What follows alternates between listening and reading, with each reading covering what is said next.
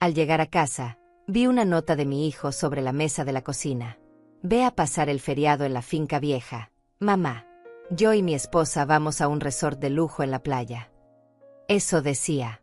Así, sin más. Como si estuviera dándole órdenes a una empleada. Como si yo fuera un estorbo del que había que deshacerse por unos días para poder disfrutar en paz. Pero lo peor no fue la nota. Lo peor vino después, cuando fui hasta mi habitación y abrí la caja fuerte. Mis manos temblaban mientras marcaba la combinación, porque algo dentro de mí ya sabía lo que iba a encontrar. Y cuando la puerta se abrió, el vacío me golpeó como un puño en el estómago. Todo mi dinero había desaparecido.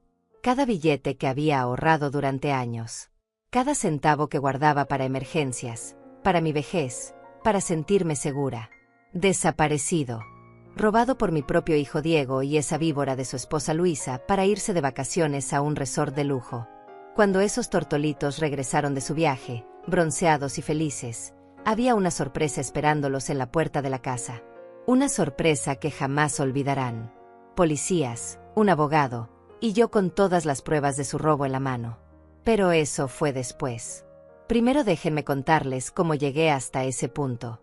Mi nombre es Olivia Ortiz, tengo 68 años, y hoy voy a contarles la historia completa de cómo mi hijo me traicionó de la peor manera posible y cómo preparé mi venganza en silencio mientras ellos disfrutaban en la playa con mi dinero. Sé que muchos no entienden cómo una madre puede llegar a denunciar a su propio hijo. ¿Cómo puede romper ese lazo sagrado que se supone es inquebrantable? Pero cuando una es traicionada, robada, humillada y tratada como basura por la persona que crió con tanto sacrificio, ese lazo se pudre desde adentro. Y llega un momento en que o lo cortas tú, o te arrastra hasta destruirte por completo. Yo elegí cortarlo. Elegí salvarme. Y aunque el camino fue doloroso, aunque tuve que tragarme el orgullo y aceptar que mi propio hijo era un ladrón, hoy estoy aquí para decirles que fue la mejor decisión de mi vida. Pero volvamos al principio. A ese día maldito cuando todo explotó. Era un viernes por la tarde. Había salido a hacer unas compras al mercado, cosas básicas para la semana. Cuando regresé a casa, cargada con las bolsas, noté algo extraño. Un silencio demasiado pesado. Normalmente, aunque Diego y Luisa casi no me dirigían la palabra, siempre había ruido. La televisión encendida, música, conversaciones. Pero ese día, nada. La casa estaba vacía. Dejé las compras en la cocina y fue ahí donde vi la nota. Un papel común, con la letra descuidada de Diego. Ni siquiera se había molestado en decírmelo en persona. Simplemente dejó esa nota como si yo fuera una niña a quien se le dan instrucciones y ya. Ve a pasar el feriado en la finca vieja, mamá. La finca vieja. Así le decíamos a la pequeña propiedad en el campo que había pertenecido a mi madre. Un lugar humilde, sin lujos, a 2 horas de la ciudad. Diego sabía perfectamente que yo detestaba ir sola a ese lugar. Que me traía recuerdos dolorosos de cuando mi madre enfermó y tuve que cuidarla allí hasta sus últimos días. Pero a él no le importaba.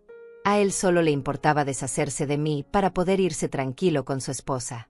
Sentí la rabia subiéndome por la garganta, pero respiré hondo. Ya estaba acostumbrada al desprecio. A ser tratada como un mueble viejo en mi propia casa. Así que arrugué la nota, la tiré a la basura y decidí que iría a mi habitación a descansar un rato. Fue entonces cuando algo me hizo detenerme. Una corazonada. Un presentimiento horrible que me heló la sangre. Subí las escaleras casi corriendo y fui directo a mi habitación. Cerré la puerta con llave, aunque no había nadie más en la casa. Y caminé hacia el armario donde tenía escondida mi caja fuerte.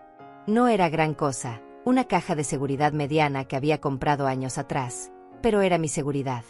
Ahí guardaba todo el dinero que había logrado ahorrar. Casi $15,000. Cada billete ganado con mi sudor, con años de trabajar limpiando casas ajenas, haciendo costuras, vendiendo comida los fines de semana.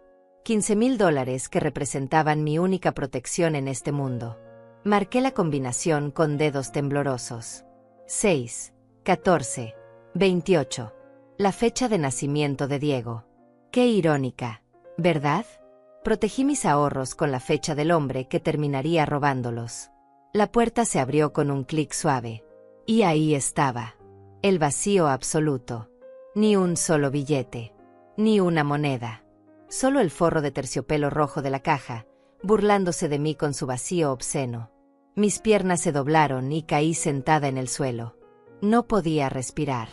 No podía pensar.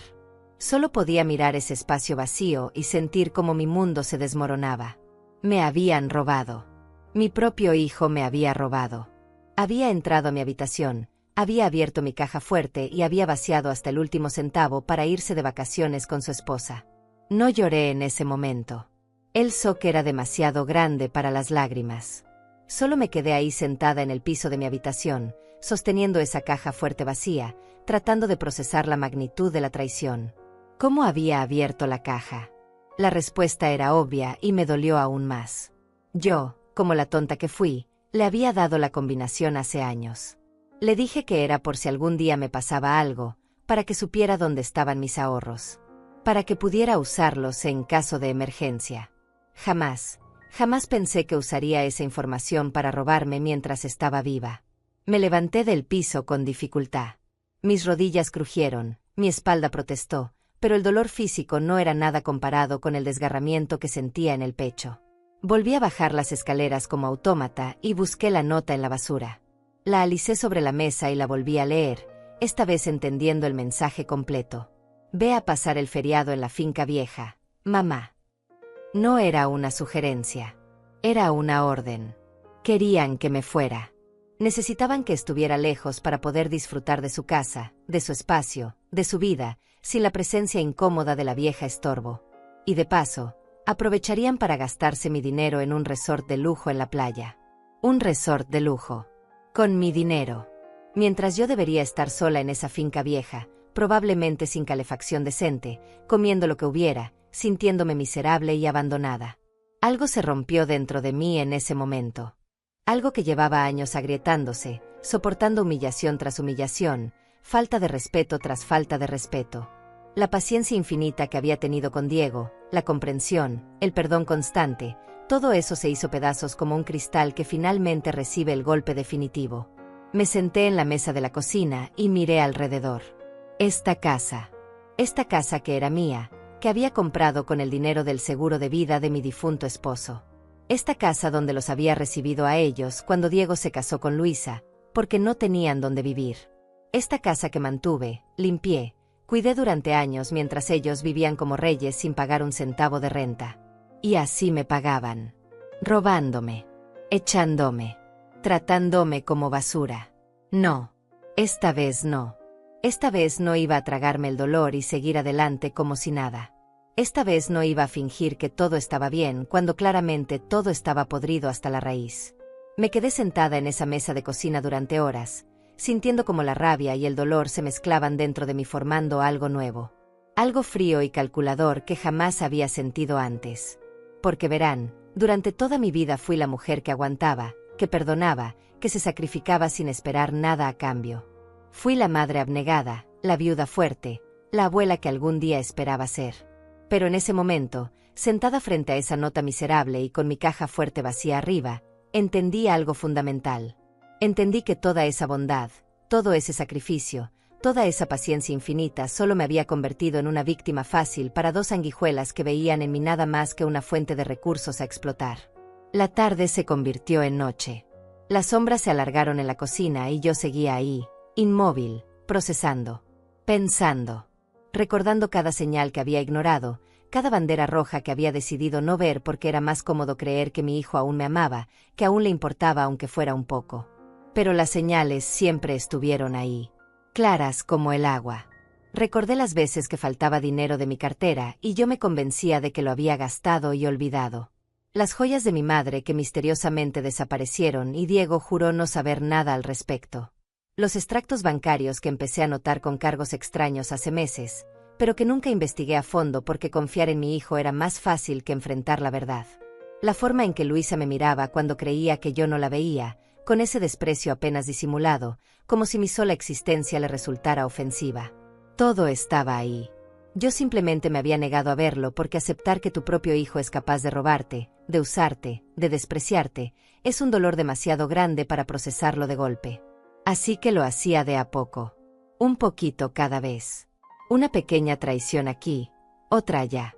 Hasta que llega el momento en que la traición es tan grande, tan descarada, tan brutal, que ya no puedes ignorarla más.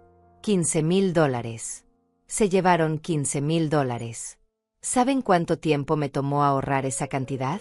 Años. Décadas incluso.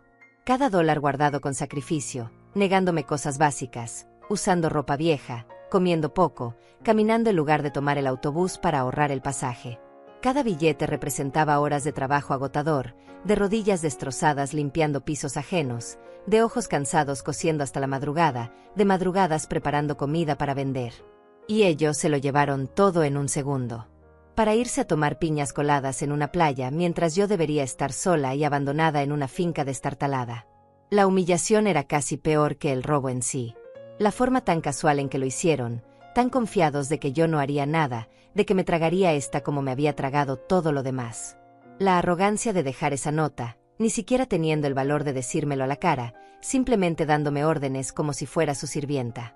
Cuando finalmente me levanté de esa silla, ya era de noche cerrada. Mis huesos crujieron, mi cuerpo protestó después de horas sin moverme, pero mi mente estaba cristalina, fría, determinada. No iba a ir a la finca vieja. No iba a obedecer esa orden como una perra obediente.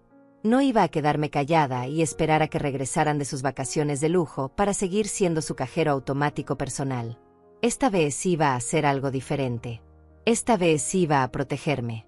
Y si eso significaba convertirme en alguien que nunca pensé que sería, que así fuera. Subí de nuevo a mi habitación y saqué una maleta vieja del armario. Pero no para ir a la finca. Empecé a meter cosas importantes.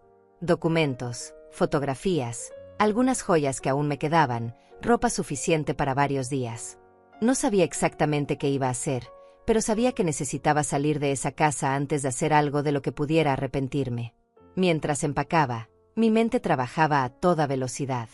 Necesitaba ayuda. Necesitaba a alguien en quien pudiera confiar, alguien que no fuera parte de esta familia podrida. Y solo había una persona que encajaba en esa descripción. Amela. Amelia era mi vecina de toda la vida. Nos conocíamos desde que ambas éramos jóvenes madres luchando por salir adelante. Ella enviudó unos años después que yo, y a través de las décadas nos habíamos convertido en algo más que vecinas. Éramos hermanas de vida, confidentes, el apoyo mutuo que necesitábamos en este mundo cruel. Pero incluso a Amelia le había ocultado la verdadera dimensión de lo mal que estaban las cosas en mi casa. Por orgullo, por vergüenza, por esa necesidad tonta de mantener las apariencias y pretender que todo estaba bien cuando claramente no lo estaba. Ya no más. El orgullo es un lujo que no podía permitirme. Terminé de empacar lo esencial, cerré la maleta y salí de mi habitación. Bajé las escaleras por última vez esa noche, apagué las luces y salí de la casa sin mirar atrás. Crucé el pequeño jardín que separaba nuestras propiedades y toqué a la puerta de Amelia. Ella abrió en camisón, con el cabello recogido en una trenza despeinada y los lentes de lectura colgando de una cadena en su cuello.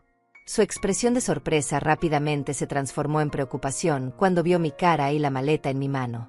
«Olivia, ¿qué pasó? ¿Estás bien?» No respondí. Simplemente entré a su casa cuando ella se hizo a un lado, dejé caer la maleta en el suelo de su sala y por fin, me permití llorar. Las lágrimas vinieron como una tormenta que había estado conteniendo durante horas.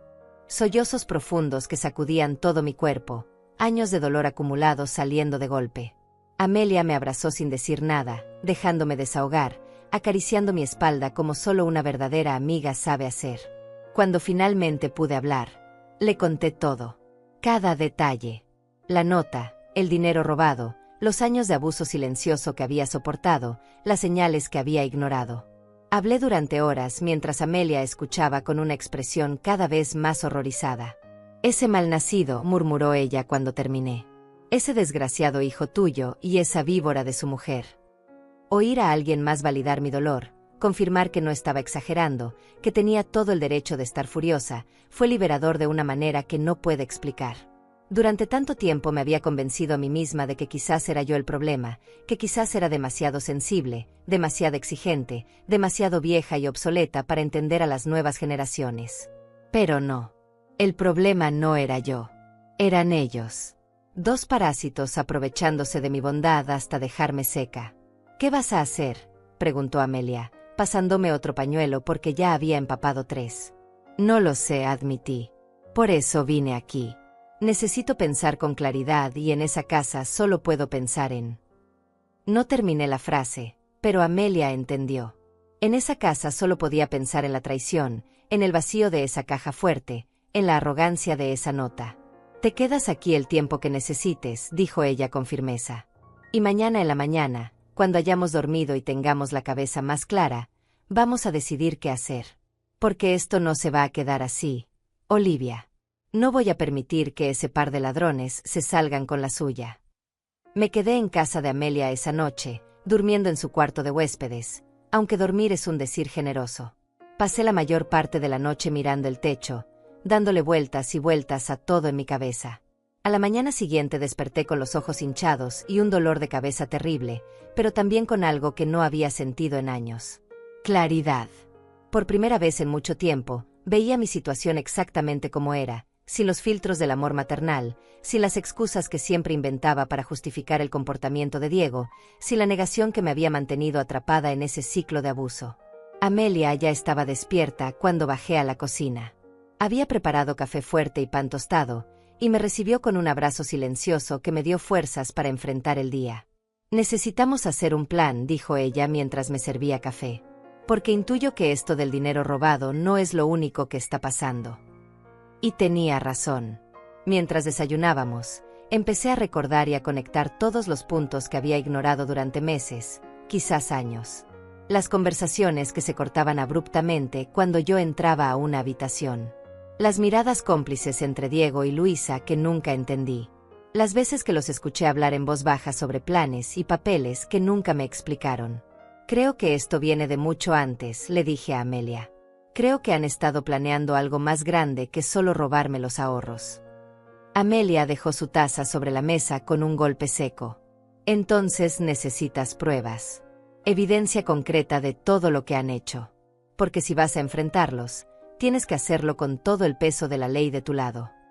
Esas palabras fueron como un despertar. Tenía razón. No podía simplemente confrontarlos cuando regresaran del resort. Ellos negarían todo, me harían sentir loca, me convencerían de que yo había olvidado dónde puse el dinero, que estaba senil, confundida. Ya había visto ese patrón antes en situaciones menores. Diego tenía un talento especial para voltear las cosas y hacerme sentir culpable incluso cuando él era quien había hecho algo mal.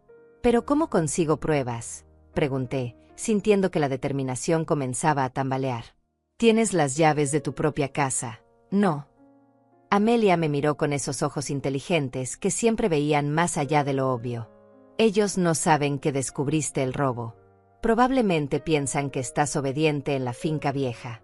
Tienes unos días, quizás una semana completa, para buscar en tu propia casa todo lo que necesites encontrar. La idea me aterraba y me energizaba al mismo tiempo. Registrar mi propia casa como si fuera una detective. Buscar pruebas contra mi propio hijo. Era doloroso solo de pensarlo, pero Amelia tenía razón. Era la única manera. Pasamos toda esa mañana planeando.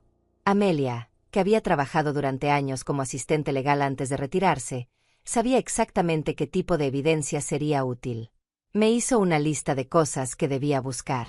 Extractos bancarios, documentos firmados, cualquier cosa que mostrara movimientos de dinero sospechosos. Correos electrónicos o mensajes impresos. Facturas de cosas que ellos habían comprado con mi dinero. Cualquier documento relacionado con la casa o mis propiedades. Y si encuentras algo que sugiera que están planeando internarte o quitarte la casa, eso es oro puro, agregó Amelia. Porque entonces no es solo robo. Es abuso de anciano, fraude, quizás hasta intento de apropiación indebida. Cada palabra que decía me dolía porque confirmaba mis peores sospechas. Pero también me daba poder. Conocimiento. Una ruta de acción clara. Esa tarde, armada con la lista de Amelia y mi determinación recién encontrada, regresé a mi casa.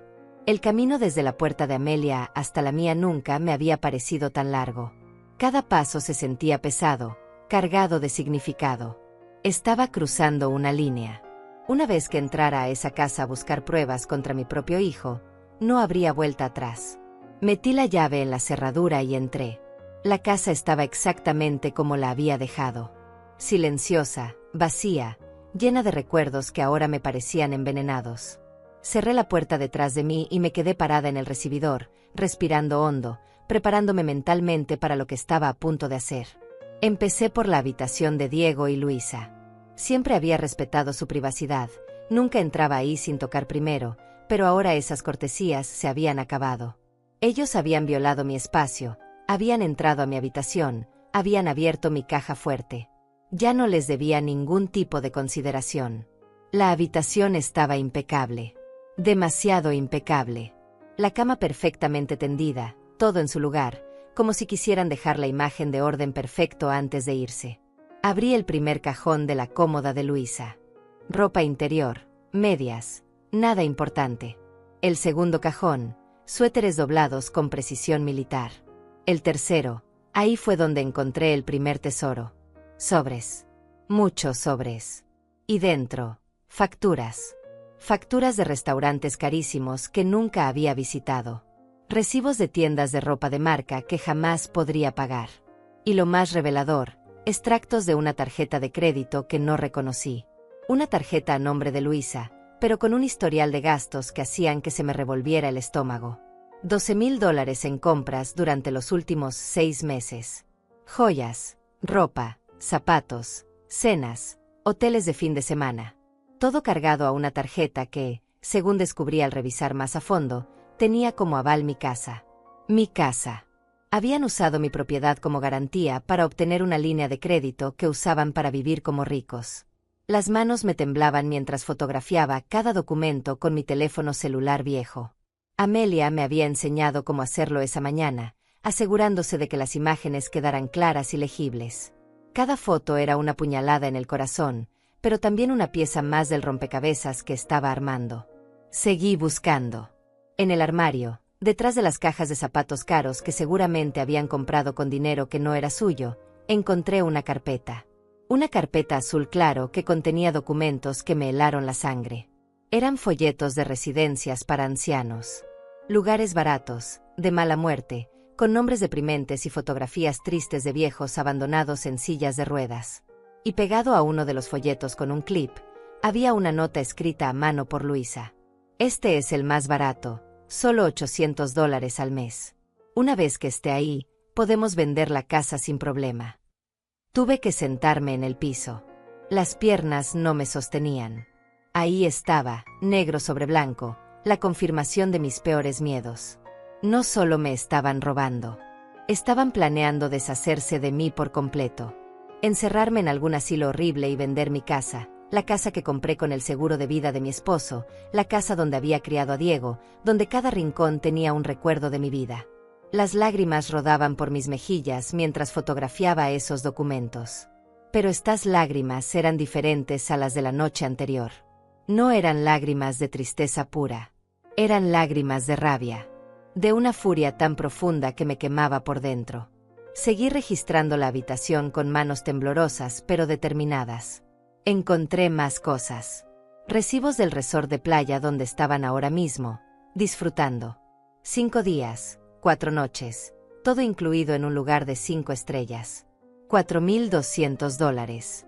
Pagado por adelantado. Con mi dinero. En el cajón de la mesita de noche de Diego encontré algo aún peor.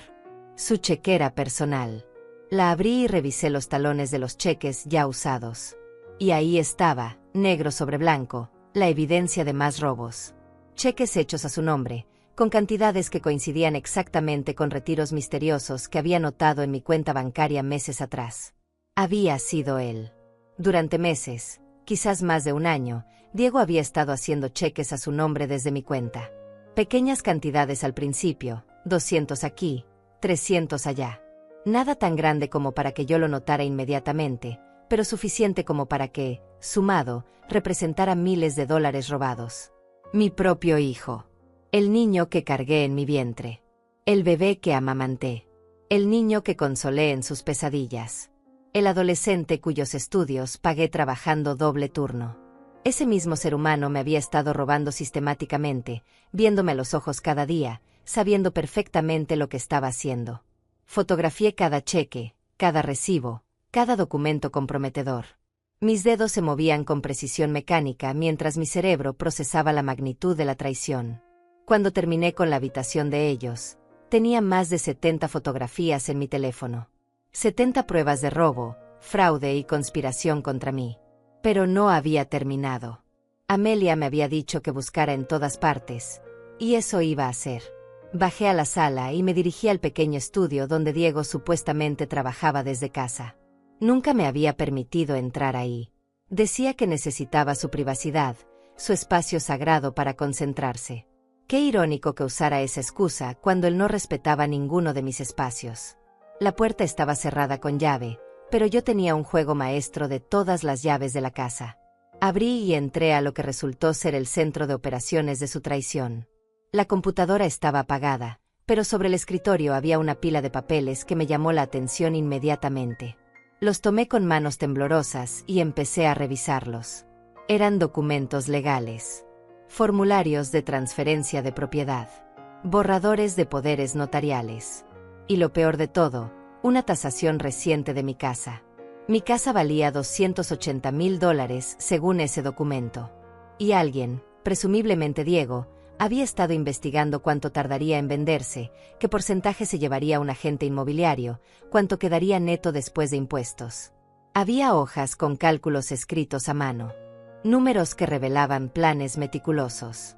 Mamá en residencia, 800 al mes, 12 años aproximadamente hasta los 80, total $115,000. Sobran $165,000 para nosotros. Me calculaban la vida. Le ponían precio a cuánto tiempo viviría y cuánto les costaría mantenerme encerrada en un asilo mientras ellos disfrutaban del dinero de mi casa. 12 años. Me daban 12 años más de vida, como si fueran generosos al considerarlo. El dolor en mi pecho era físico. Una presión terrible que me dificultaba respirar. Me senté en la silla del escritorio de Diego y dejé que las lágrimas cayeran libremente sobre esos papeles malditos. ¿Cómo había llegado a este punto? ¿En qué momento el bebé que había traído al mundo se había convertido en este monstruo calculador que veía a su propia madre como un obstáculo financiero a remover? Pero no tenía tiempo para lamentarme. Fotografié todo. Cada cálculo cruel, cada documento legal, cada evidencia de sus planes. Luego seguí buscando. En uno de los cajones del escritorio encontré una libreta. La abrí y casi deseé no haberlo hecho. Era como leer el diario de un psicópata. Páginas y páginas de notas sobre mí, sobre mis rutinas, mis horarios, mis contactos, sobre mi salud, anotaciones de cada vez que mencionaba algún dolor o molestia, y comentarios al margen que me helaron el alma.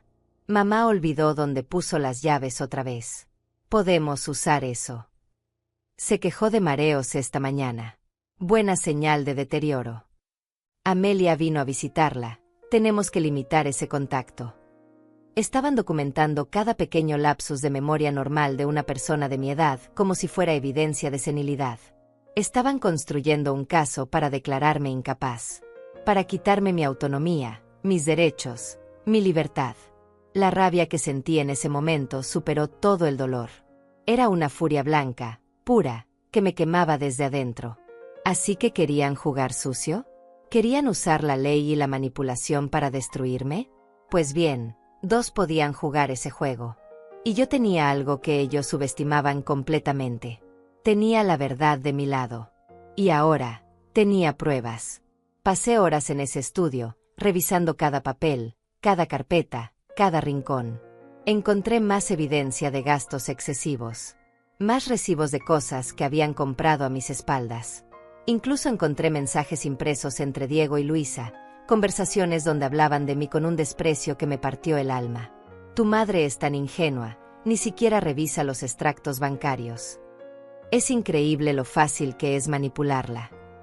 No podemos esperar mucho más, ya está vieja, podría morirse antes de que podamos sacar provecho real.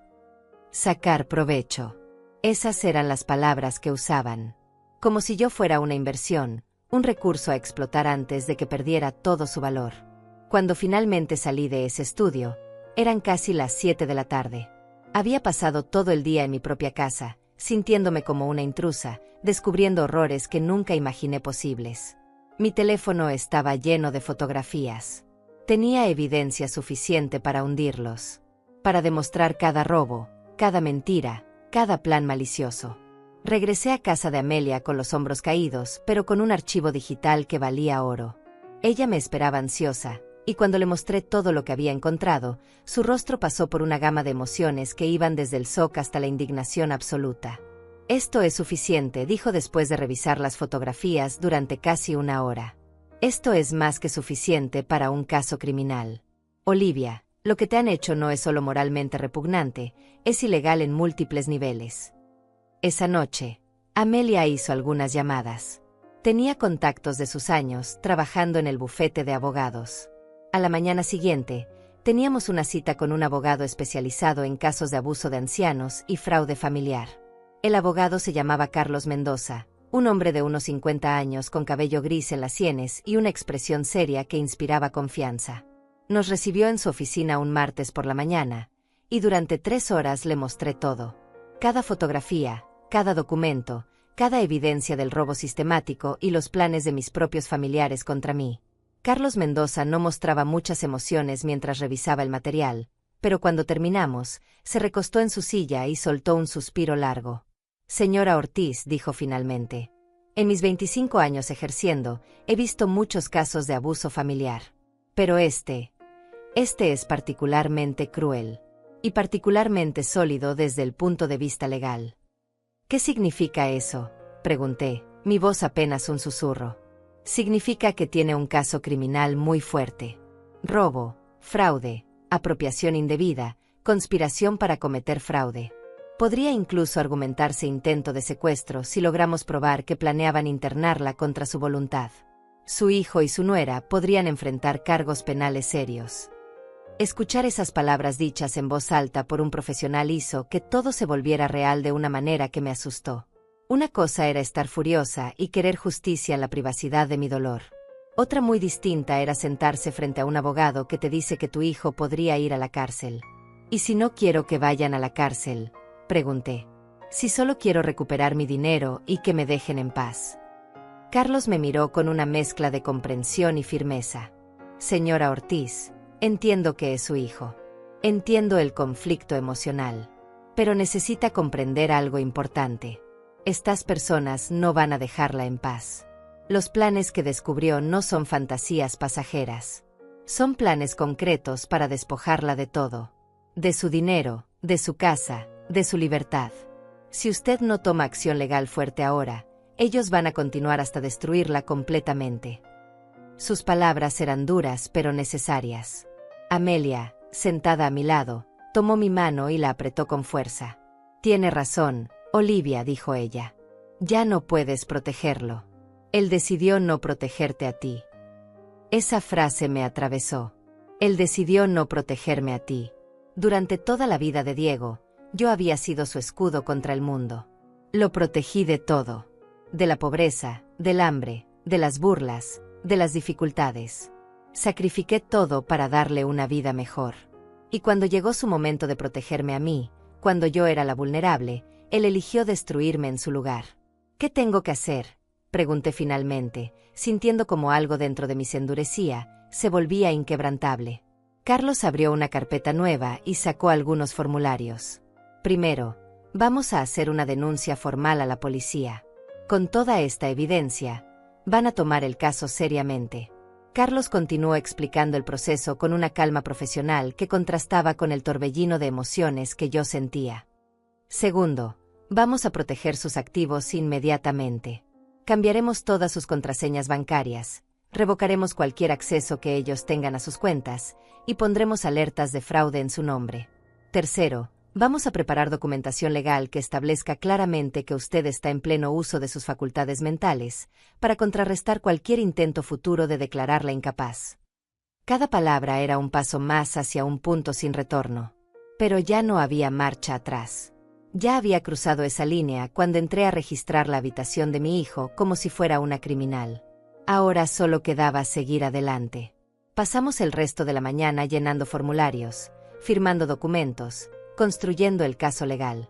Carlos fue meticuloso, haciéndome preguntas detalladas sobre cada transacción sospechosa, cada momento en que noté algo extraño, cada interacción que en retrospectiva mostraba las verdaderas intenciones de Diego y Luisa. Cuando salimos de esa oficina cerca del mediodía, yo ya no era solo una madre traicionada. Era una demandante, una víctima con representación legal. Y eso cambiaba todo. Ahora viene la parte difícil, dijo Amelia mientras caminábamos hacia su auto. Tienes que esperar. Esperar a que regresen del resort, sin que sospechen nada. Tenía razón. Diego y Luisa volverían en 4 días. 4 días durante los cuales yo tendría que contener toda esta rabia, todo este conocimiento, y actuar como si nada hubiera pasado. 4 días para preparar la trampa perfecta. Esa tarde, de vuelta en casa de Amelia, empecé a planear cada detalle. Carlos me había dado instrucciones claras. Nada de confrontaciones prematuras. Nada de revelar que sabía lo que habían hecho. Todo tenía que parecer normal hasta el momento exacto en que la policía se presentara con la orden. ¿Y si no puedo? Le pregunté a Amelia mientras tomábamos té en su cocina. ¿Y si los veo y no puedo controlarme? ¿Y si les grito todo lo que sé? Entonces piensa en esto, respondió ella con esa sabiduría que solo dan los años. Si explotas ahora, ellos tendrán tiempo de esconder pruebas, de inventar excusas, de voltear la historia contra ti. Pero si esperas, si dejas que regresen confiados de que se salieron con la suya, cuando caiga el martillo va a ser mucho más contundente. Tenía razón. La venganza requería paciencia. Y después de tantos años soportando humillación tras humillación, unos pocos días más de silencio no me matarían. Los siguientes días fueron los más extraños de mi vida. Volví a mi casa como si nada, siguiendo las recomendaciones de Carlos. Mantuve mis rutinas normales. Salía al mercado, limpiaba, cocinaba. Para cualquier vecino que pasara, yo era solo Olivia de siempre, la señora tranquila que vivía en la casa de la esquina. Pero por dentro, era una tormenta contenida. Cada noche regresaba a casa de Amelia a dormir porque no soportaba estar sola en ese lugar lleno de mentiras. Y cada noche repasábamos el plan, verificando que todo estuviera en orden. Carlos trabajó rápido. En 2 días había preparado toda la documentación necesaria para la denuncia policial. Había contactado con un detective especializado en fraude familiar. Había organizado evaluaciones médicas que certificaran mi competencia mental. Había bloqueado mis cuentas bancarias y abierto nuevas en un banco diferente donde transferimos el poco dinero que me quedaba. También descubrimos algo más. Revisando mis extractos bancarios de los últimos 2 años con lupa, Carlos encontró retiros y transferencias sospechosas que sumaban mucho más que los $15,000 que robaron del cofre. En total, Diego y Luisa me habían robado cerca de $35,000 durante los últimos 18 meses. $35,000. Casi todo lo que había ahorrado durante mi vida adulta entera. Se lo habían llevado poco a poco, pensando que yo era demasiado tonta o demasiado vieja para darme cuenta. El jueves por la noche, un día antes de que Diego y Luisa regresaran, recibí una llamada de Carlos. Todo está listo, señora Ortiz. Mañana por la tarde, cuando ellos lleguen a la casa, habrá 2 oficiales de policía y yo esperándolos. Tenemos la orden judicial, tenemos la documentación completa del caso. Lo único que necesito de usted es que esté ahí. ¿Tengo que estar ahí?, pregunté, sintiendo que el estómago se me revolvía. Es su derecho. Y francamente, es importante. Ellos necesitan ver que usted no está siendo manipulada, que esto es su decisión, que usted está en control. En control. Qué concepto tan extraño después de tantos años, sintiéndome completamente sin control sobre mi propia vida. Esa última noche antes del día D, como Amelia lo llamaba, apenas pude dormir. Me quedé despierta mirando el techo, pensando en todo lo que había pasado para llegar hasta este punto. Pensando en el Diego niño que corría hacia mí con los brazos abiertos cuando lo recogía del colegio. En el Diego adolescente que me abrazaba y me decía que era la mejor mamá del mundo.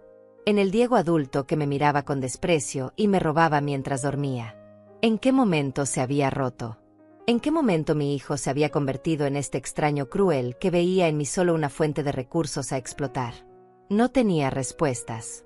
Solo tenía dolor y una determinación férrea de no dejarme destruir. El viernes amaneció gris y frío. Amelia me preparó un desayuno que apenas pude tocar. Mis manos temblaban mientras intentaba llevarme la taza de café a los labios. Va a estar bien, me decía Amelia una y otra vez. Van a recibir lo que merecen. A las 2 de la tarde, Carlos llegó a casa de Amelia para recogerme. Veníamos en su auto. 2 patrullas nos seguirían discretamente. El plan era simple. Yo esperaría en mi casa con Carlos y los oficiales. Cuando Diego y Luisa llegaran, los oficiales se identificarían y procederían con la denuncia formal y el interrogatorio. El camino a mi casa fue corto, pero se sintió eterno. Cada calle familiar, cada árbol que había visto miles de veces, parecía diferente ahora. Como si estuviera viendo mi vida desde afuera, como si fuera otra persona viviendo esta pesadilla. Entramos a la casa a las 3. Los 2 oficiales, un hombre mayor de expresión seria llamado Alejandro y una mujer joven pero de mirada dura, se presentaron formalmente y revisaron el perímetro. Carlos repasó conmigo una última vez lo que iba a pasar. Cuando lleguen, déjeme hablar a mí primero, dijo. Los oficiales les informarán sobre la denuncia. Probablemente van a negar todo, van a intentar manipular la situación. No se deje provocar. Manténgase firme. Recuerde todo lo que encontró, todas las pruebas que tenemos. Asentí, aunque por dentro sentía que me estaba desmoronando. Me senté en el sofá de mi propia sala, flanqueada por extraños que estaban ahí para protegerme de mi propia familia. Qué triste era todo esto. A las 4:30 escuchamos un auto detenerse frente a la casa. Mi corazón empezó a latir tan fuerte que pensé que todos podían escucharlo. Pasos en el jardín. El sonido de llaves. La puerta abriéndose. Y ahí estaban. Diego y Luisa entraron a la casa cargando maletas, con la piel bronceada y sonrisas relajadas en sus rostros. Sonrisas que se congelaron instantáneamente cuando vieron la escena frente a ellos. ¿Qué? Diego dejó caer su maleta. Sus ojos iban de mí a los oficiales a Carlos, tratando de procesar lo que estaba viendo. Luisa fue más rápida en reaccionar. Su expresión cambió de shock a furia en segundos. ¿Qué está pasando aquí? ¿Quiénes son estas personas? El oficial Alejandro dio un paso adelante, sacando su identificación. Soy el oficial Alejandro Ruiz. Ella es la oficial Patricia Morales. Estamos aquí en relación a una denuncia formal presentada por la señora Olivia Ortiz contra ustedes dos por múltiples cargos de robo, fraude y apropiación indebida. El silencio que siguió a esas palabras fue tan denso que podría cortarse con un cuchillo. Diego se había quedado completamente pálido, su bronceado reciente haciendo que la palidez de su rostro se viera aún más dramática. Luisa, por otro lado, recuperó la compostura con una velocidad impresionante. «Esto es ridículo», dijo con voz cortante. «¿De qué están hablando? Somos su familia, vivimos aquí, cuidamos de ella». «Cuidamos». La palabra salió de mi boca antes de que pudiera detenerla. Toda la rabia contenida durante días amenazaba con desbordarse. ¿Llamas cuidar robarme $35,000? ¿Llamas cuidar planear encerrarme en un asilo para quedarte con mi casa? Diego finalmente encontró su voz. Mamá, ¿de qué hablas? No te robamos nada. Estás confundida, probablemente olvidaste dónde pusiste el dinero. Ahí estaba. Exactamente la táctica que había predicho. Hacerme parecer senil, confundida, incompetente. Pero esta vez no iba a funcionar. Carlos se adelantó, abriendo su maletín y sacando una carpeta gruesa. Señor Ortiz, señora Luisa, soy Carlos Mendoza, abogado de la señora Olivia Ortiz. Tengo aquí documentación completa de cada transacción fraudulenta, cada retiro no autorizado, cada cheque falsificado, y evidencia física de sus planes para internar a mi clienta contra su voluntad y apropiarse de su propiedad. Luisa soltó una carcajada nerviosa. Esto es una locura. Diego, tu madre está senil. Alguien la está manipulando, probablemente este abogado buscando sacarle dinero. Nadie me está manipulando, dije, poniéndome de pie. Mis piernas temblaban, pero mi voz salió firme. Encontré todo, Luisa. Encontré los recibos del resort que pagaron con mi dinero. Encontré los extractos de la tarjeta de crédito con mi casa como aval. Encontré tus notas sobre asilos baratos y tus cálculos de cuántos años me quedaban de vida. Encontré todo. La máscara de Luisa comenzó a resquebrajarse. Sus ojos se movieron rápidamente, buscando una salida, una explicación plausible. Diego simplemente se quedó ahí parado, con la boca abierta como un pez fuera del agua. «Enséñenmelo entonces», exigió Luisa, recuperando algo de su arrogancia. «Si tienen tantas pruebas, muéstrenlas». La oficial Patricia se acercó a ella. «Eso se hará en la estación de policía durante su declaración formal. Por ahora, necesito que ambos nos acompañen para responder algunas preguntas». «Nos están arrestando». La voz de Diego sonó como la de un niño asustado. «No están bajo arresto en este momento», explicó el oficial Alejandro. «Pero tienen la obligación de acompañarnos para hacer sus declaraciones. Si se niegan, entonces sí procederemos con el arresto». Luisa volteó hacia Diego con furia en los ojos. «Esto es tu culpa. Te dije que tu madre era más astuta de lo que pensábamos. Te dije que no deberíamos tomar todo el dinero de una vez». «Mi culpa». Diego la miró incrédulo. ¿Quién fue la que insistió en el resort de 5 estrellas? ¿Quién dijo que ella nunca se daría cuenta? Y ahí estaban. Ni siquiera intentaban negar lo que habían hecho. Se estaban culpando mutuamente frente a los oficiales, frente al abogado, frente a mí. Era patético y revelador al mismo tiempo. Carlos sacó su teléfono y comenzó a grabar. Para el registro, están admitiendo que tomaron dinero de la cuenta de la señora Ortiz sin su permiso. Luisa se dio cuenta demasiado tarde de lo que habían revelado. «No estamos admitiendo nada. Diego, cállate. No digas nada más». Pero Diego ya estaba desmoronándose. Las lágrimas comenzaron a rodar por sus mejillas mientras me miraba. «Mamá, lo siento. No queríamos que llegara tan lejos. Solo necesitábamos el dinero. Tenemos tantas deudas, y tú tienes la casa, tienes ahorros. Pensamos que podrías compartir». «Compartir». La palabra salió como un grito de mi garganta. ¿Llamas robar, compartir? ¿Llamas planear encerrarme en un asilo, compartir? Te di todo, Diego. Todo. Trabajé hasta destrozarme el cuerpo para que tú tuvieras comida, ropa, educación. Y así me pagas. Robándome en mi propia casa mientras duermo. No fue robar, intentó defenderse Diego débilmente. Eres mi madre. Pensé que algún día todo eso sería mío de todas formas. Algún día cuando yo muriera, dije, sintiendo como cada palabra se clavaba en mi pecho como un clavo. Pero no podías esperar a que muriera naturalmente, ¿verdad? Tenían que acelerar el proceso. Encerrarme, aislarme, matarme lentamente de tristeza en algún asilo horrible mientras ustedes vivían en mi casa y gastaban mi dinero. Luisa había perdido todo rastro de compostura. Esto es absurdo. Esa casa es demasiado grande para ella sola. Está desperdiciando espacio. Nosotros somos jóvenes, tenemos una vida por delante, necesitamos recursos para crecer. Y yo ya no merezco nada porque soy vieja, terminé la frase por ella. Esa es tu lógica, ¿verdad, Luisa? Los viejos no merecen dignidad, no merecen respeto, no merecen sus propios recursos porque ustedes, los jóvenes, los necesitan más. Suficiente, interrumpió el oficial Alejandro. Señor Ortiz, señora Luisa, tienen que acompañarnos ahora. Pueden llamar a un abogado desde la estación. Diego dio un paso hacia mí, extendiendo las manos en súplica. Mamá, por favor, no hagas esto. Soy tu hijo.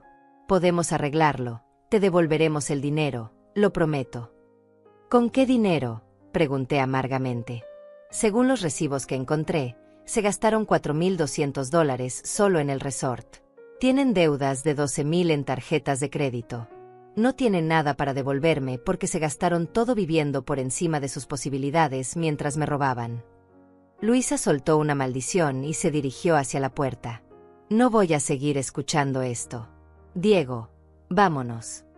No pueden irse, dijo la oficial Patricia, bloqueándole el paso. Como dije, pueden venir voluntariamente o bajo arresto. Ustedes eligen. La tensión en la habitación era insoportable. Diego lloraba abiertamente ahora, un espectáculo patético de un hombre de 35 años que finalmente enfrentaba las consecuencias de sus acciones. Luisa estaba furiosa, con el rostro rojo y los puños apretados, pero atrapada sin salida. Está bien, dijo finalmente Diego con voz quebrada. Iremos. Pero mamá, por favor, piénsalo bien. Una vez que hagamos esto oficial, no hay vuelta atrás.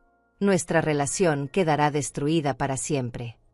Nuestra relación quedó destruida el día que decidiste que robarme era aceptable, respondí con una calma que no sabía que poseía. El día que planificaste encerrarme en un asilo como si fuera basura de la que hay que deshacerse. Tú destruiste esta relación, Diego. No yo. Los oficiales escoltaron a Diego y Luisa fuera de la casa. Los vi subir a la patrulla, Diego todavía llorando, Luisa con la mandíbula apretada y odio puro en los ojos. Mientras el auto de policía se alejaba, sentí que mis piernas finalmente cedían. Carlos me sostuvo del brazo y me ayudó a sentarme de nuevo en el sofá. Lo hizo muy bien, señora Ortiz. Sé que fue difícil, pero lo hizo perfecto. Sus admisiones fueron grabadas. Todo está documentado. ¿Y ahora qué pasa?, pregunté, sintiendo de repente un cansancio abrumador. Ahora van a ser interrogados formalmente. Con toda la evidencia que tenemos y sus propias admisiones, lo más probable es que el fiscal presente cargos criminales. Podrían enfrentar entre 2 y 5 años de prisión por fraude y robo agravado, más las restituciones que tendrán que pagarle. 5 años. Mi hijo podría pasar 5 años en prisión por lo que me hizo. Debería sentir satisfacción, justicia, pero lo único que sentía era un vacío profundo. ¿Se arrepiente?, preguntó Carlos suavemente, leyendo mi expresión. No, respondí después de un momento. No me arrepiento de denunciarlos. Me arrepiento de que fuera necesario. Me arrepiento de haber criado a un hijo capaz de esto. Pero no me arrepiento de protegerme. Carlos asintió con comprensión. Es una distinción importante. Y para el registro, hizo lo correcto. Si no hubiera actuado, ellos habrían continuado hasta dejarla sin nada. Los días que siguieron fueron un borrón de declaraciones policiales, reuniones con Carlos y evaluaciones médicas. El fiscal asignado al caso, un hombre eficiente llamado José Ramírez, revisó toda la evidencia y confirmó lo que Carlos había predicho. Los cargos serían múltiples y serios. Robo agravado, fraude, apropiación indebida, falsificación de documentos y abuso financiero de un adulto mayor. Cada cargo llevaba su propia sentencia potencial. Mientras tanto, Diego y Luisa quedaron en libertad bajo fianza, pero con una orden de restricción que les prohibía acercarse a mí o a mi propiedad. Tuvieron que buscar dónde quedarse, probablemente con algún familiar de Luisa, porque ya no tenían acceso a mi casa. La noticia se esparció por el vecindario como pólvora. Los vecinos que me conocían desde hacía décadas no podían creer lo que había pasado.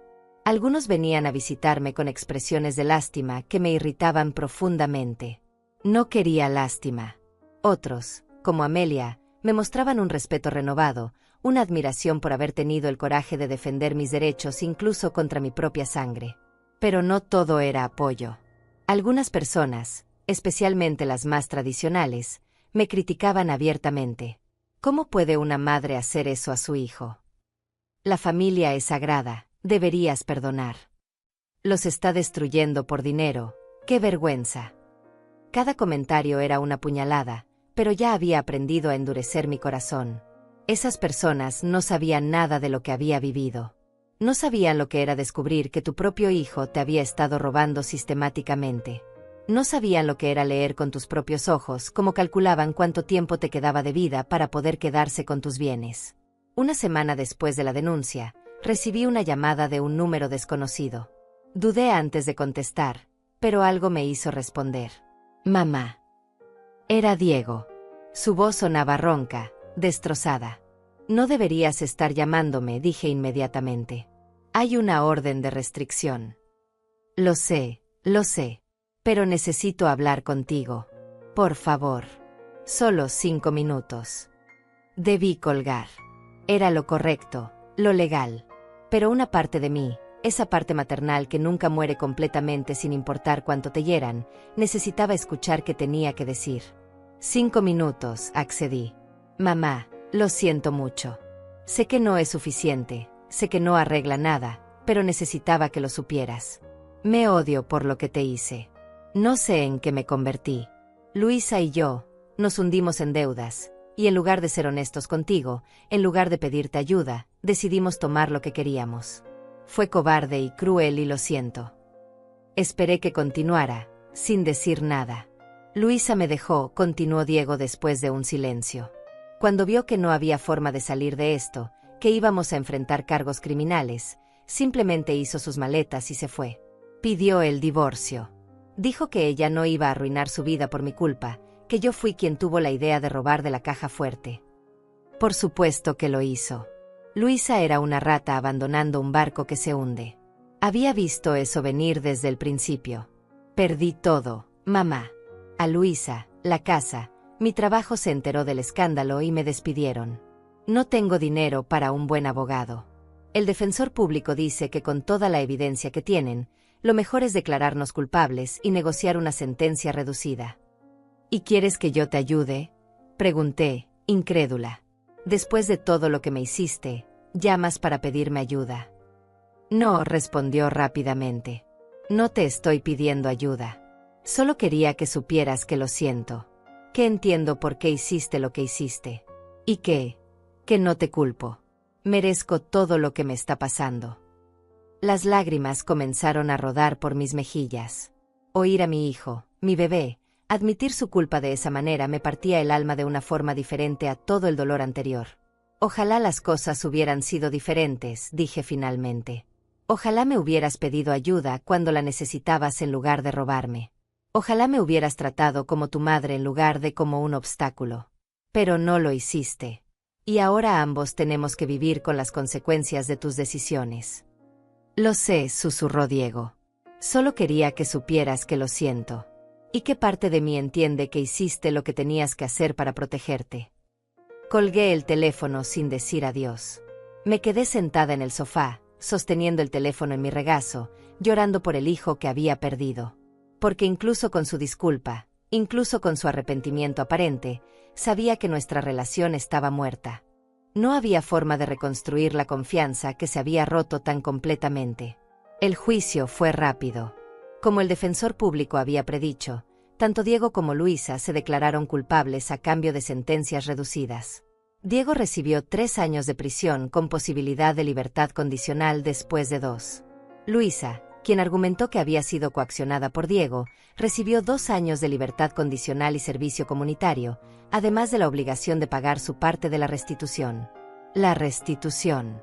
El juez ordenó que me pagaran los $35,000 que habían robado, más daños e intereses, totalizando $42,000.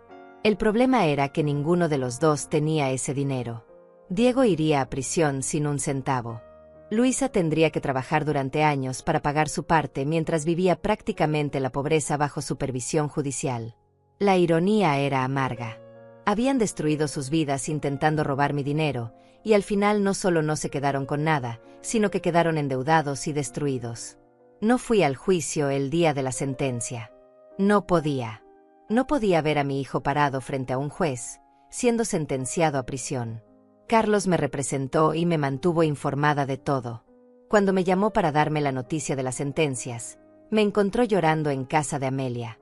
¿Se arrepiente de haberlo denunciado?, preguntó Amelia, abrazándome. No, respondí entre sollozos. Me arrepiento de que fuera necesario. Me arrepiento de haber criado a alguien capaz de hacerme lo que me hizo. Pero no me arrepiento de haberme protegido. Si no lo hubiera denunciado, ahora estaría encerrada en algún asilo horrible mientras ellos vivían en mi casa. Al menos así recuperé mi vida, mi dignidad, mi libertad. Y era verdad. Porque mientras Diego enfrentaba su sentencia y Luisa lidiaba con las consecuencias de sus acciones, yo estaba reconstruyendo mi vida. Carlos me había ayudado a asegurar todas mis finanzas. Cambié todos los códigos, todas las contraseñas, reorganicé mis cuentas bancarias de manera que nadie más que yo tuviera acceso. También tomé una decisión importante. No quería seguir viviendo en esa casa. Cada rincón me recordaba la traición, el dolor, los años de abuso silencioso que había soportado. Necesitaba un nuevo comienzo. Le conté mi decisión a Amelia una tarde mientras tomábamos café en su jardín. Quiero vender la casa, dije. Quiero empezar de nuevo en algún lugar donde nadie me conozca, donde no tenga que ver las miradas de lástima o juicio de los vecinos. Donde pueda ser solo Olivia, no la señora que denunció a su hijo. Amelia me miró con tristeza pero comprensión. Te voy a extrañar terriblemente, pero entiendo. Después de todo lo que pasaste, mereces paz. ¿Tienes idea de dónde quieres ir? La costa, respondí, sorprendiéndome a mí misma con la claridad de mi decisión. Siempre quise vivir cerca del mar. Toda mi vida trabajé y me sacrifiqué por otros. Ahora quiero hacer algo solo por mí. Algo que me haga feliz. Esa misma semana contacté a un agente inmobiliario. Le expliqué que necesitaba vender rápido. La casa estaba en buen estado, en una zona deseable. Él me aseguró que no sería problema encontrar compradores. Tenía razón.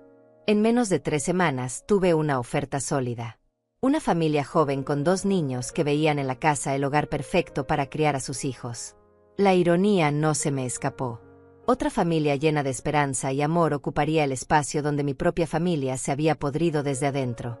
La venta de la casa se procesó con una rapidez sorprendente. En 6 semanas había cerrado el trato por $280,000. Después de pagar la comisión de la gente, los impuestos y algunos gastos de cierre, me quedaron $255,000 limpios. Más dinero del que había tenido en toda mi vida. Dinero que era completamente mío, protegido en cuentas que solo yo podía tocar. Mientras esperaba que se completara el papeleo de la venta, empecé a empacar. Fue un proceso doloroso y liberador al mismo tiempo. Cada objeto que guardaba en una caja traía recuerdos. Algunos buenos, la mayoría ahora envenenados por la traición. Las fotos de Diego niño me hacían llorar. Ese bebé sonriente que sostenía en brazos no tenía nada que ver con el hombre que me había robado. ¿Dónde se había torcido todo? ¿En qué momento perdí al hijo que amaba y gané a un extraño capaz de destruirme? Doné la mayoría de los muebles. No quería cargar con cosas que me recordaran ese lugar. Empaqué solo lo esencial. Ropa, algunos objetos personales de valor sentimental, las joyas de mi madre que afortunadamente Diego y Luisa no habían logrado vender, documentos importantes, y fotografías de épocas más felices. Amelia me ayudó durante todo el proceso.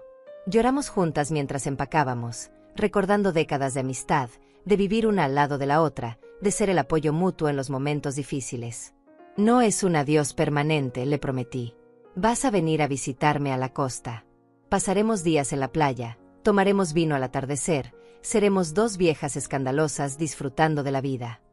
Ella se rió entre lágrimas. Más te vale cumplir esa promesa, Olivia Ortiz. Porque si desapareces y me dejas sola con estos vecinos chismosos, voy a ir a buscarte y arrastrarte de vuelta. Mientras empacaba, también recibí noticias sobre Diego y Luisa. A través de Carlos me enteré de que Luisa efectivamente había pedido el divorcio y estaba viviendo con sus padres, trabajando en 2 empleos para empezar a pagar la restitución ordenada por el juez.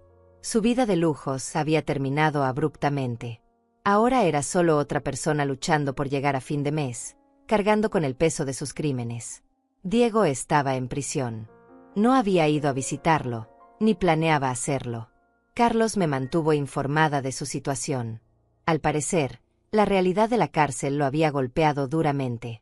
Estaba en terapia obligatoria, participando en programas de rehabilitación. Su abogado había mencionado que Diego hablaba constantemente sobre su arrepentimiento, sobre cómo había destruido su vida y la mía por codicia y estupidez.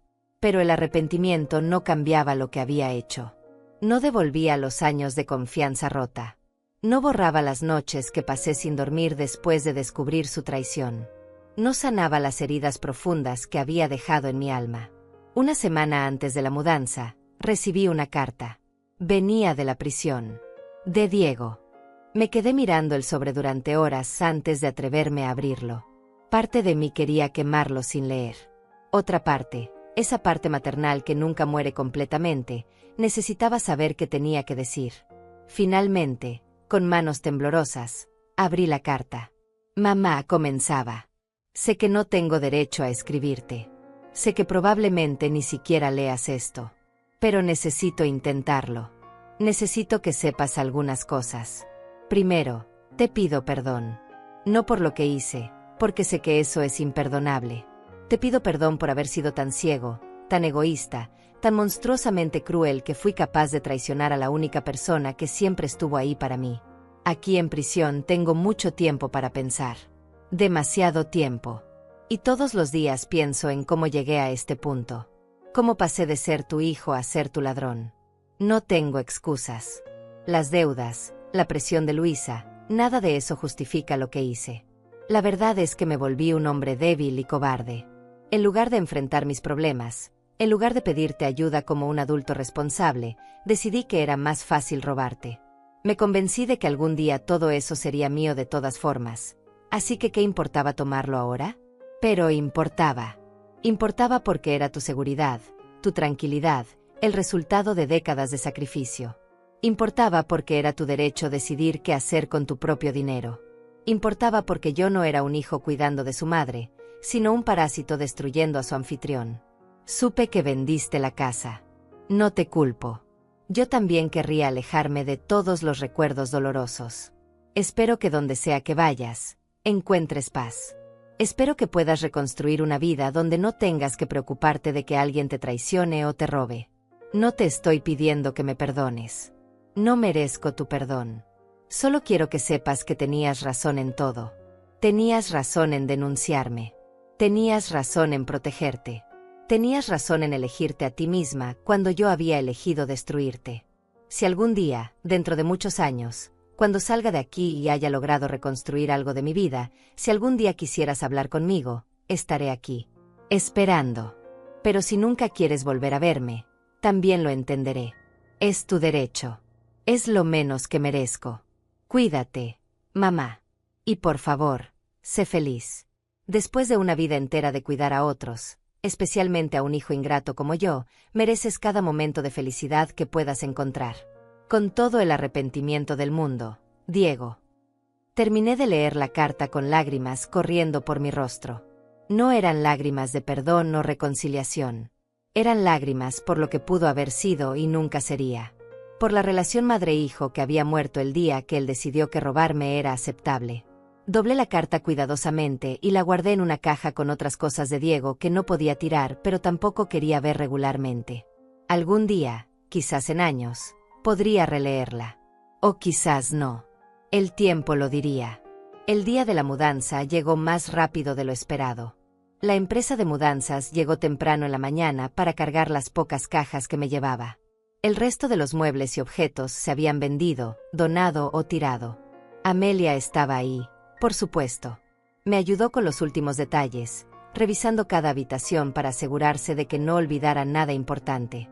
¿Estás segura de esto?, me preguntó mientras cerrábamos la puerta principal por última vez. Más segura que nunca, respondí, entregándole las llaves a los nuevos dueños que esperaban emocionados para tomar posesión de su nuevo hogar. Amelia me llevó al aeropuerto. Mi destino era un pequeño pueblo costero a 1200 kilómetros de distancia. Un lugar que había descubierto durante mis búsquedas en Internet, un pueblo tranquilo con casas frente al mar y una comunidad pequeña pero acogedora. Ya había comprado un departamento ahí. Nada lujoso, pero perfecto para mí. 2 habitaciones, una cocina luminosa, y lo más importante, un balcón con vista directa al océano. Había pagado en efectivo, $120,000, dejándome con suficiente dinero para vivir cómodamente el resto de mis días sin preocupaciones financieras. En el aeropuerto, Amelia y yo nos abrazamos durante largos minutos, ninguna queriendo soltar a la otra. «Llámame cuando llegues», dijo ella, secándose las lágrimas. «Y cada día después de eso si es necesario. No creas que te vas a librar de mí tan fácilmente». «No querría librarme de ti nunca», respondí, apretando sus manos. «Eres mi hermana de vida, Amelia. Nada va a cambiar eso». El vuelo fue tranquilo. Pasé las 3 horas mirando por la ventana, viendo cómo el paisaje cambiaba debajo de mí. Cada kilómetro que me alejaba de mi antigua vida se sentía como un peso menos sobre mis hombros. Cuando el avión aterrizó y salí al aire cálido y salado de la costa, sentí algo que no había sentido en años. Esperanza. La esperanza de que tal vez, solo tal vez, los últimos capítulos de mi vida podrían ser diferentes. Podrían ser míos. Tomé un taxi hasta mi nuevo departamento. El conductor era un hombre mayor y hablador que me contó sobre el pueblo, sobre los mejores lugares para comer, sobre la comunidad de jubilados que se reunía cada semana en el centro comunitario. «¿Viene a retirarse aquí?», preguntó con una sonrisa amable. «Algo así», respondí. «Vengo a empezar de nuevo». Él asintió como si entendiera perfectamente. Muchos vienen aquí por eso. Este pueblo tiene algo especial. Te da espacio para sanar. Cuando llegamos al edificio y vi el océano extendiéndose infinito frente a mí, supe que había tomado la decisión correcta. Los primeros días en mi nuevo departamento fueron de ajuste. Desempacar las pocas pertenencias que había traído, organizar los muebles nuevos que había comprado, acostumbrarme a los sonidos diferentes. Ya no escuchaba el tráfico constante de la ciudad, sino el ritmo eterno de las olas rompiendo contra la costa. Ya no tenía vecinos ruidosos al otro lado de la pared, sino el canto de las gaviotas y el susurro del viento marino. Cada mañana me despertaba temprano, preparaba café y salía al balcón a ver el amanecer sobre el océano. Era un ritual simple, pero me llenaba de una paz que no había conocido en décadas. No había nadie exigiéndome nada. No había nadie planeando robarme o usarme. Solo estaba yo, el mar, y un futuro completamente abierto. Poco a poco fui integrándome a la comunidad local. El pueblo era pequeño, apenas 5,000 habitantes, la mayoría jubilados o personas que habían elegido una vida más tranquila lejos de las grandes ciudades. Había una panadería a 2 cuadras donde compraba pan fresco cada mañana. La dueña, una mujer llamada Catalina de aproximadamente mi edad, pronto se volvió amiga. «¿Eres nueva aquí, verdad?», me preguntó el tercer día que entré a su panadería. «Sí», respondí. «Acabo de mudarme hace una semana». «Bienvenida entonces», dijo con una sonrisa genuina. «Aquí somos una comunidad pequeña pero unida. Si necesitas algo, solo pregunta». Esa calidez, esa disposición a aceptarme sin hacer preguntas sobre mi pasado, era exactamente lo que necesitaba. Nadie aquí sabía sobre Diego, sobre el robo, sobre la denuncia. Para ellos yo era simplemente Olivia, una señora que había decidido pasar sus años dorados junto al mar. Me uní al grupo de jubilados que se reunía cada miércoles en el centro comunitario. Jugábamos cartas, compartíamos comidas, contábamos historias. Algunos hablaban de sus hijos y nietos con orgullo. Yo escuchaba y sonreía, pero nunca mencionaba a Diego. Cuando me preguntaban sobre mi familia, simplemente decía que estaba sola, y nadie presionaba más. Una tarde, sentada en el malecón viendo el atardecer, conocí a Julieta. Era una mujer de unos 70 años, con cabello completamente blanco y ojos brillantes llenos de vida. Se sentó a mi lado sin pedir permiso y empezó a hablar como si fuéramos viejas amigas. «Los atardeceres aquí nunca dejan de sorprenderme», dijo, señalando el cielo teñido de naranjas y rosas. «Llevo 10 años viviendo en este pueblo y cada uno es diferente». «Es hermoso», concordé. «Viniste huyendo de algo, ¿verdad?», preguntó de repente, mirándome directamente a los ojos. La pregunta me tomó por sorpresa. «¿Por qué dices eso?». «Porque todos los que llegan aquí están huyendo de algo», respondió con una sonrisa triste. «Yo huí de un matrimonio abusivo que duró 40 años. Mi vecino Juan huyó de hijos que solo lo buscaban por dinero. La señora del apartamento de arriba huyó de una ciudad donde todos la juzgaban por divorciarse a los 60. Este pueblo está lleno de refugiados, Olivia. Personas que decidieron que merecían paz aunque eso significara dejar atrás todo lo conocido». Sus palabras me golpearon profundamente. No estaba sola en mi historia. No era la única que había tenido que tomar decisiones difíciles para protegerse. «Mi hijo me robó», dije de repente, sorprendiéndome a mí misma con la confesión. «Y lo denuncié a la policía. Por eso estoy aquí». Julieta asintió como si no fuera nada extraordinario. «¿Te arrepientes?». «De denunciarlo, no. De que fuera necesario, sí». «Esa es la respuesta correcta», dijo ella, tomando mi mano. «El arrepentimiento verdadero sería quedarte callada y dejar que te destruyeran. Viniste aquí porque elegiste vivir. Eso no es algo de que avergonzarse, es algo de que estar orgullosa». Esa conversación con Julieta marcó un punto de inflexión. Dejé de sentir que tenía que esconder mi historia. Dejé de sentir vergüenza por haber denunciado a mi propio hijo. Había hecho lo que tenía que hacer para sobrevivir, y eso era suficiente. Los meses pasaron y mi nueva vida tomó forma. Establecí rutinas que me daban estructura y propósito.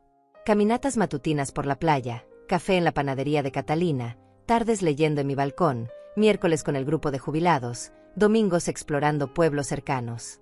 También retomé viejos hobbies que había abandonado durante años de cuidar a otros. Empecé a pintar otra vez, algo que no hacía desde que Diego era niño. Mis pinturas eran simples, paisajes marinos principalmente, pero me daban alegría. Algunas las regalaba, otras las guardaba.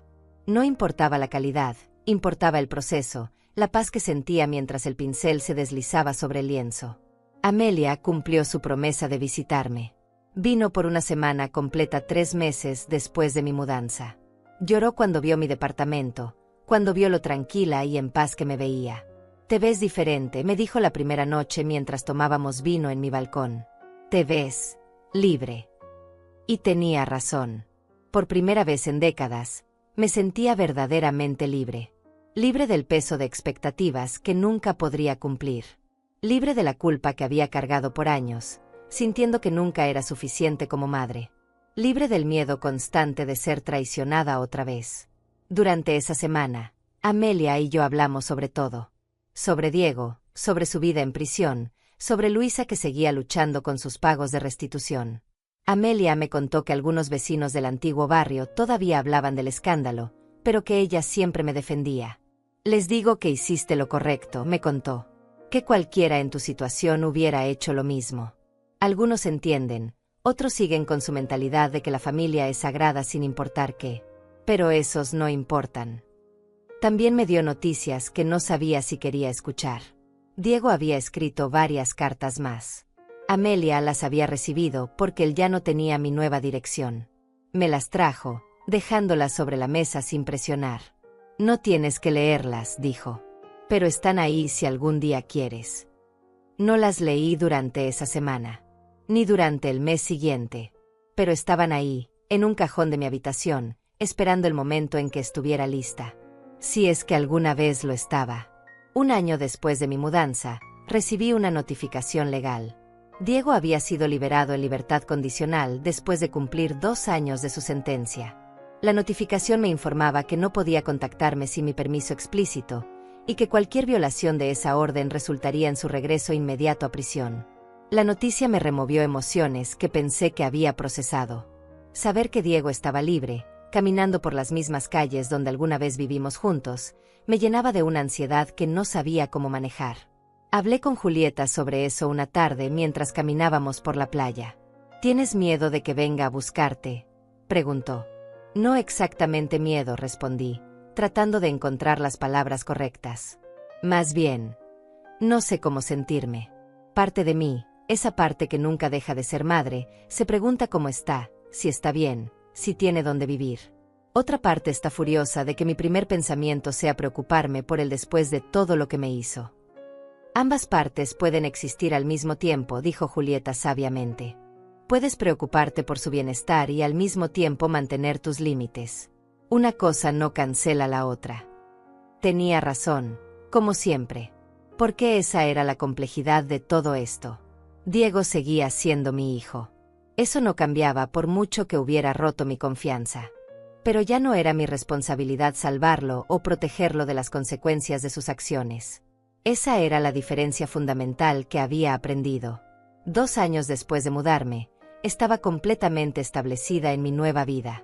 Tenía amigas cercanas, rutinas que amaba, un hogar que era verdaderamente mío.